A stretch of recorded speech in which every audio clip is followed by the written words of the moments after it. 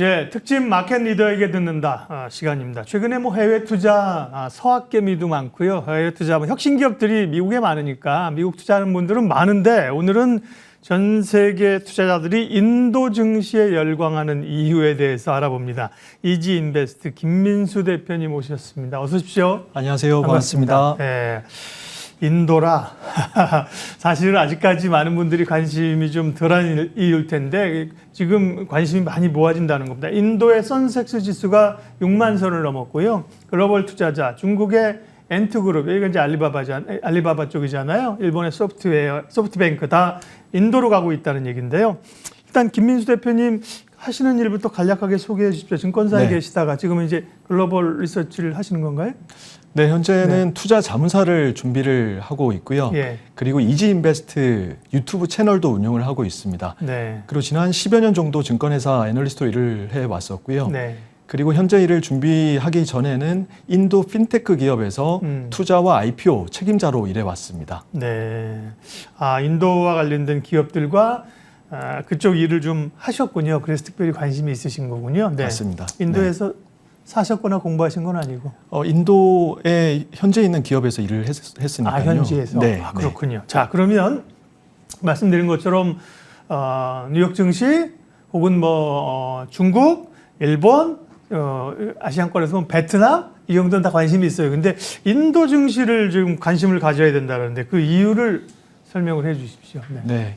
인도는 현재 산업혁명 수준의 변화가 일어나고 있는, 그래서 어떻게 보면은 지금은 다시는 오지 않을 투자 타이밍이 아닌가라고 생각을 합니다.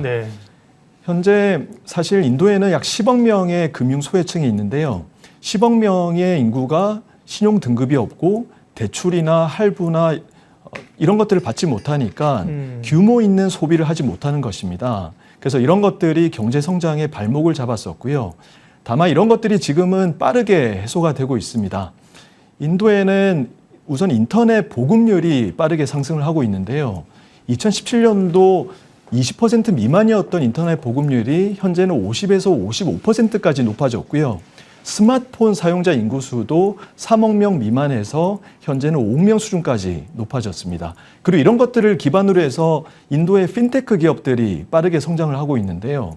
실제 인도 가서 상점에서 이제 결제를 해보시면은 인도인들도 카드보다는 핀테크 앱을 통해서 결제하는 모습을 많이 보실 수가 있고요. 그게 지금 화면에 나타나고 있는 대표적인 게 페이티엠이라는 게 그런 결제 앱인가 보죠? 네, 페이티엠 같은 경우는 인도 약 4억 5천만 명, 그러니까 인도 인구의 약 5억 명이 스마트폰을 이용하고 있는데 약 4억 5천만 명이 페이티엠 앱을 이용을 하고 있고요. 인도 최대 핀테크 앱입니다.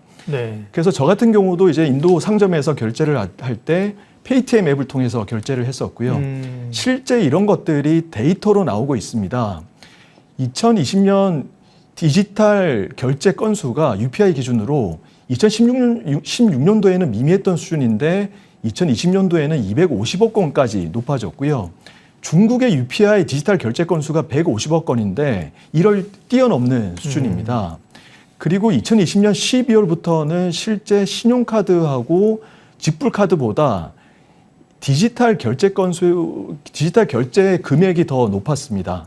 즉 인도는 현재 현금 사회에서 전통적인 은행 시스템을 건너뛰고 빠르게 디지털 금융 사회로 이동하고 있는 것입니다. 그래서 이러한 소비의 성장은 투자 증가로 이어지고 있는데요. 실제 2020년도에 글로벌 투자자들이 인도에 투자했던 금액을 살펴보시면은 사상 최고치를 전 세계에서도 최고치를 기록을 했습니다. 약 800억 불을 기록을 했고요. 전년 대비 약 10% 증가한 수치인데 전 세계 코로나 팬데믹으로에 따라서 글로벌 투자가 약 40%나 줄어들었음을 감안하면은 대단히 고무적인 수치입니다. 그래서 인도 같은 경우는 2014년도부터 20년도까지 연평균 10%씩 매년 성장을 외국인 투자가 10%씩 투자 증가가 이어졌었고요. 이런 점들을 감안하면은 장기적으로 봤을 때도 인도 경제의 성장은 밝다라고 보여집니다. 성장성이야 뭐 엄청나고요. 뭐 다 아시는 것처럼 인도의 인구가 조만간 중국의 인구를 추월한다는 거 아닙니까? 지금도. 지금도 바짝 붙어 있는 상황이고요. 성장성, 그다음에 이제 금융 쪽으로의 핀테크 이런 가능성을 높게 보셨습니다. 다만 최근에 사실 인도가 코로나 때문에 환자가 굉장히 많이 늘어나고 경제가 좀 마비되고 그런 제대로 백신이나 이런 게 보급이 안 돼서 그런 경제에 큰 심각한 타격을 받거나 그렇지는 않습니까? 사실 코로나 네. 팬데믹으로 일 확진자 수가 작년 9월이랑 올해 5월 달에는 아주 급격하게 올라갔었는데요. 네. 특히 올 5월에는 일 40만 명까지 올라갔었는데요. 지금 네. 현재는 10,000명까지 떨어진 상황입니다. 그러니까 10,000명이면 우리나라랑 비교를 해보면은 약 일 500명 정도의 확진자를 의미를 하고요.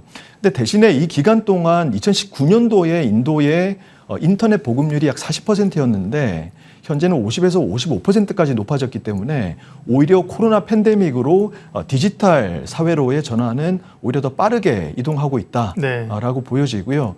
실제 그 방금 이제 인구에 대해서 말씀을 하셨는데 사실 인도의 그 인구뿐만 아니라 인도의 인구 구성비가 매력적입니다. 현재 인도의 인구가 중국의 턱 밑까지 쫓아왔고요. 그러니까요. 약 네. 14억 명이고 2026년도가 되면은 중국을 따라잡을 것이다라는 조사도 있습니다. 네. 그리고 인도의 인구 구성비가 아주 매력적인데 피라미드형입니다. 즉 시간이 갈수록 노동 가능 인구수와 소비 가능 인구수가 더 늘어날 수가 있는 것입니다. 그리고 현재 인도 인구의 평균 연령이 중국보다 또 10살이 젊으니까요. 앞으로 이런 것들을 감안하면은 장기적인 경제 성장 전망은 밝다라고 볼 수가 있습니다. 그러니까요. 젊은 나라라는 거죠. 네. 베트남도 그런 거 아닙니까? 일단 한 1억이 넘고 베트남도 젊은 인구인데 인도야 뭐 엄청난 인구고 그럼 이제 성장성, 뭐 핀테크 이런 거. 그러면 인도에 관심을 가져야 되는 핵심 이유는 이제 어느 정도 말씀을 하신 건가요? 네, 뭐 또 한 가지만 말씀을 더 네. 드리면은 사실 스마트폰 사용자 인구 증가를 좀 주목하셔야 될 것 네. 같습니다. 사실 전체 인도 인구가 한 14억 명 정도 되는데 여기서 현재 스마트폰 사용자 인구수가 약 5억 명 정도 되고요.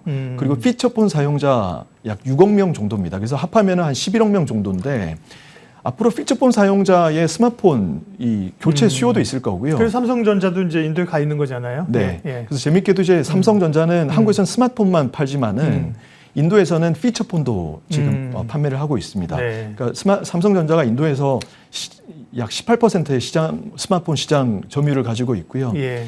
그래서 앞으로는 이런 스마트폰 시장이 더 커질수록 이 인도의 디지털 사회로의 전환이 더 빠르게 될 것이기 때문에 이런 것들이 투자와 경제 성장으로 이어질 것이라 전망이 되는 부분입니다. 삼성전자도 가 있고요. 현대차도 가 있고요. 국내 기업들이 가 있다는 건 이제 사실은 엄청나게 성장한다는 거, 돈이 된다는 거죠. 자, 그러면 김민수 대표님, 인도를 관심을 갖자. 그런데 인도를 어떻게 투자해야 되지? 이게 좀 막막해 보이는데요. 한국에서 투자할 수 있는 길이 열려 있나요? 네, 인도에 네. 투자할 수 있는 방법은 여러 가지가 있습니다. 네. 다만 인도 증권 거래소에 상장되어 있는 기업에 외국인 개인이 직접 투자를 하는 것은 막혀져 있는데요. 네. 다만 한국이나 미국이나 유럽에 ETF나 DR이 상장되어 있기 때문에 이런 것들을 거래를 하실 수가 있습니다. 한국에는 니프티 50 ETF가 두 가지가 상장이 되어 있고요. 니프티 50이라고 하면은 NSE라고 하는 인도의 증권거래소에 있는 시가총액이 큰 기업들을 추종하는 그런 지수입니다. 그래서 이 지수를 투자할 수 있는 ETF가 한국에 상장이 되어 있고요. 네. 그리고 인도의 스몰캡, 인프라, 금융, 그리고 소비재 산업 각각 투자할 수 있는 ETF가 미국에 또 상장이 되어 있습니다. 그리고 인도의 시가총액이 큰 기업들이 또 미국과 영국에 각각 투자가 되어 있으니까요. 이 미국 주식을 거래하시듯이 네. HTS를 통해서 거래하실 수가 있습니다. ETF를 통해서 할 수 있고요. DR은 주식예탁증서죠. 미국 시장에 상장되니까 국내의 운용사들이 ETF 설정되어 있는 게 있다는 거죠, 인도가. 맞습니다. 예. 네. 그런 걸 활용하시면 높은 성장성이 사실 기업을 고르는 것도 쉽지는 않죠. ETF를 활용하시면 되겠고요. 아까도 이제 인구하고 이제 금융, 핀테크 이런 변화들 많이 말씀하셨는데 인도 경제를 보면서 관심을 가져야 될 산업이나 산업 섹터는 어떤 곳입니까? 네, 사실 어떤 섹터에 투자를 해야 되는지, 네. 어떤 산업에 투자를 해야 되는지를 감을 잡기 위해서는 2020년도 글로벌 투자자들이 어떤 섹터에 투자를 했는지를 살펴보시면은 어느 정도 힌트를 얻으실 수가 있습니다. 2020년도 인도에 유입되었던 글로벌 투자 자금이 약 800억 불이었고요. 네. 이 중에서 200억 불이 이동통신 산업에 투자가 되었고, 그리고 자동차, 전기전자, 그리고 인프라 등에 투자가 되었습니다. 글로벌 투자자들도 결국에는 이 디지털 사회로의 빠른 전환이 소비로 이어질 것이다라고 이제 전망을 하는 것 같고요. 사실 이런 것들을 이 인도의 소비 시장의 성장 전망을 과거 중국과 비교를 해보시면 조금 더 감을 잡으실 수가 있을 것 같은데요. 중국 같은 경우 현재 인도의 인당 GDP가 약 2,000불이고 2006년도에 중국의 모습과 비슷합니다. 네. 그 당시 이 중국의 승용차 판매량이 약 570만 대, 520만 대 수준이었고요. 현재 인도가 약 270만 대 수준인데 지금 이제 이 성장성이 좀 정체된 상황입니다. 가장 큰 이유가 인도의 금융 소외층이 많아서 그런 건데요. 이런 문제들이 지금 빠르게 해소가 되고 있기 때문에 비단 승용차뿐만 아니라 전기전자, 가전제품, 그리고 스마트폰 수요에 대해서도 빠르게 회복이 될 것으로 기대가 됩니다. 네. 사실 그동안 이제 중국이 전 세계 제조업 생산기지였고 국내 기업들도 중국에 많이 갔다가요. 인건비도 오르고 뭐 규제도 있고 그래서 사실 한국 기업들은 베트남으로 굉장히 이미 많이 갔었거든요. 전 세계적으로 이 제조업 생산기지로서의 인도의 가능성은 어떻게 보세요? 네. 실로 지금 중국과 베트남에서 네. 인도로의 글로벌 기업들의 생산기지가 많이 이전이 되고 있는데요. 이 계기를 살펴보시면은 2014년도 모디 총리가 집권한 이후에 발표한 메이크 인 인디아 제조업 진흥책에 기인합니다. 네. 제조업 진흥책으로 인해서 여러 가지 인센티브가 발표가 되었는데요. 생산량 연계 인센티브, 그리고 법인세이나 동시에 수익관세 인상이 되어가지고 이 글로벌 기업들이 인도 소비 시장을 타겟을 하기 위해서 인도에 공장을 짓지 않고서는 경쟁력이 없어지는 것입니다. 그래서 실제 삼성, LG, 스마트폰이나 디스플레이, 가전제품 공장이 많이 이전이 되었고요. 애플도 지금 공장 생산 확대를 했습니다. 네, 그렇군요. 국내 아까 말씀드린 것처럼 현대차나 뭐 삼성전자도 많이 가 있는 상황이고요. 네. 오늘은 김민수 대표님과 인도 투자 얘기를 쭉 했어요.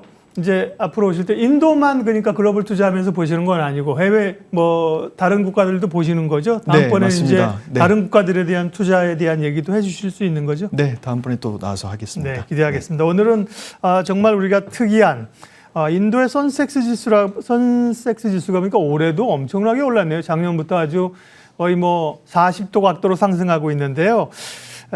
전 세계가 인도에 열광하는 이유에 대해서 오늘 알아봤습니다. 이지인베스트 김민수 대표님 함께했습니다. 고맙습니다. 반갑습니다. 감사합니다.